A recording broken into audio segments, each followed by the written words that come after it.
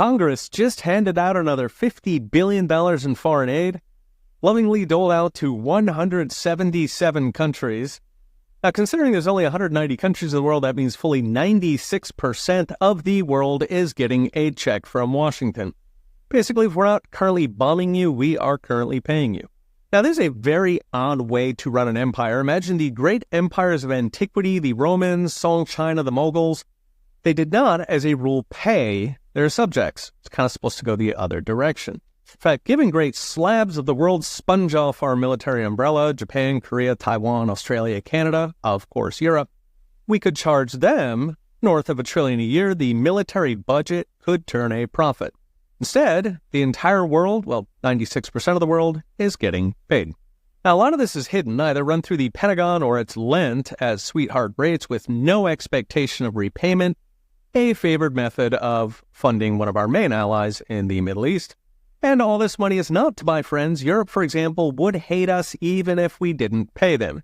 No, it's to feed Washington's twin uniparty megagrifts, military contractors, and left-wing NGOs.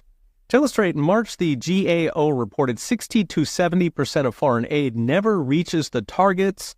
It gets siphoned off by left-wing NGOs so they can riot for racial justice or burn Tesla dealerships. In military, the grift is almost the entire check.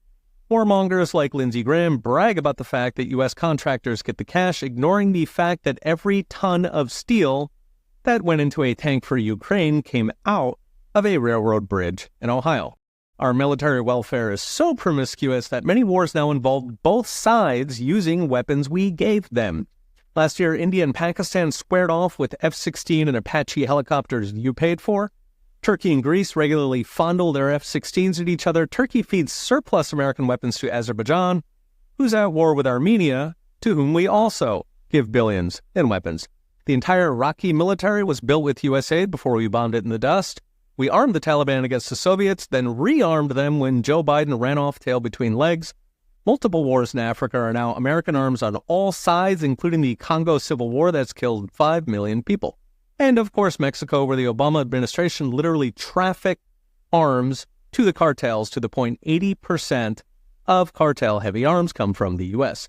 Now, Trump promised to slash foreign aid, and to be fair, he did cut regular aid by a third, famously defunding U.S. aid. That's still two-thirds too much, but even that took heaven and earth to lawyer past the NGOs.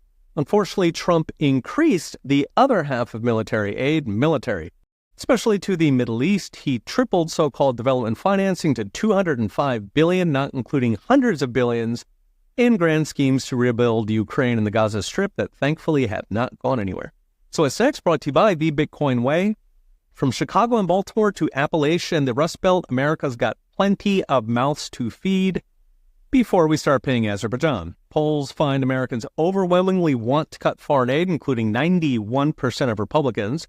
Unfortunately, in Washington, money talks when contractors and NGOs are in the game. Follow for daily videos. Okay, we'll be watching. See you next time.